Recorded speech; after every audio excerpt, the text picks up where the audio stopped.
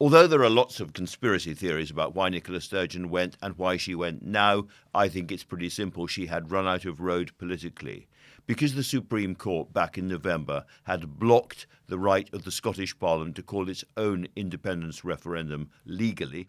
By an order in Council under Section 30 of the Scotland Act or otherwise, the Scottish Parliament does not have the power to legislate for a referendum on Scottish independence. Then she was left with very, very few options, and she had decided the best idea was to treat the next general election as a de facto referendum, to announce to the Scottish voters, you think you're voting about health or crime or defence, whatever it might be, we can tell you you're only voting about independence, and every vote for the SNP and presumably for the Greens, who've been their coalition partners, will be a vote for independence, no choice. Now, this is, in my view, constitutionally nuts.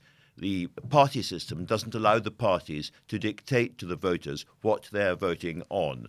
This whole plan was meant to be coming out for a special SNP conference in Edinburgh in March, and I think there was a high chance that the SNP would reject Nicola Sturgeon's last card for an independence referendum. She would have been humiliated then and would have had to resign in much worse circumstances. So that's, as it were, the surface reason for the resignation. But below that, something that Humza Yousaf said to me this week, I think is very important, which is that actually the SNP has to build a much stronger Scottish majority for independence. We have to go out there and not get bogged down by process, but remind people of the why of independence, and then the how becomes inevitable. A much clearer, more sustained pro-independence majority before the SNP has the moral authority to demand from London another referendum. And I think that the problem has been that Nicola Sturgeon and other SNP politicians have focused so much on headline-grabbing, frankly, gimmicks at the expense of the big, hard work of demonstrating how an independent Scotland could be more prosperous. Then I think Scottish voters had noticed that, and they were deeply sceptical. That is the bigger failure of Nicola Sturgeon and the people around her. There's been a lot of work on the Scottish currency, on how somehow there could be a border with England, because if Scotland leaves and joins the EU, there has to be a hard border with England. How that would not affect the 60-odd% of Scottish exports which go to England without damaging the Scottish economy. This could have been, for Scotland, much, much more damaging than Brexit. There wasn't enough work on that. I don't think there was enough work on what the new Scottish currency would be, how it would operate, would it be some transition currency to the euro, and so on. And Scottish voters aren't stupid. They looked at this and they thought, lots of good, strong, emotional reasons for independence, but we don't see the economic fundamentals there yet. That's been the SNP's single biggest problem. Because if you look at what's been going on in British politics more generally, and you look at the extraordinary events of the Boris Johnson administration, you look at the lies that were told during the Brexit referendum, you look at what happened when Liz Truss had that extraordinary 40-odd days of mayhem, you might think that the British state had conducted a kind of giant, uncontrolled experiment to provoke Scottish voters, to push them as far as they could possibly be pushed to see if they would really vote for independence. Well, even then, there was not a sustained majority for Scottish independence. That is an extraordinary thing. And so I think Nicola Sturgeon looked at all of this. She's a clever woman. She realised it was going nowhere, and she thought this is now, once again, a long, hard road towards independence. We're not on the lip of it, and I've had it, and she was out.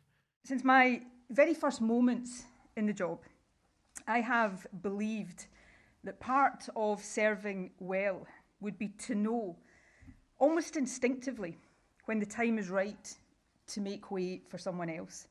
So if you look at the candidates who are currently still there to take on the job that Nicola Sturgeon is putting to one side, Ash Regan, who's the Community Safeties Minister, was, because she resigned over the gender identification legislation. And my conscience would not allow me to vote for a bill where I could not be 100% certain that women and girls would not be in danger. She is what trans activists would accuse of being a TERF, and she wants to take on that issue very directly. She's 48, but then Humza Yousaf, who I think is the likeliest person to take the job, He is the very, very fluent, persuasive Scottish Health Secretary. I hope, and I said this in my speech, that people will not just see me as Humza Yousaf, the Health Secretary, that's important, but understand what drives me, what motivates me to want to lead this country. He's done lots of jobs under Nicola Sturgeon. He's only 37. And then Kate Forbes, the highly controversial Free Presbyterian candidate who doesn't believe in gay marriage or abortion and is highly critical also of the gender recognition legislation. I don't support self-ID or self-identification, and so in terms of the bill, I think that there is scope to revisit the bill. She's only 32, so you have the palpable sense that the SNP is going to hand the leadership to a much younger generation, and that suggests to me that at some level they understand that we are back to the long march towards Scottish independence, no longer on the margin or the verge or the lip of it.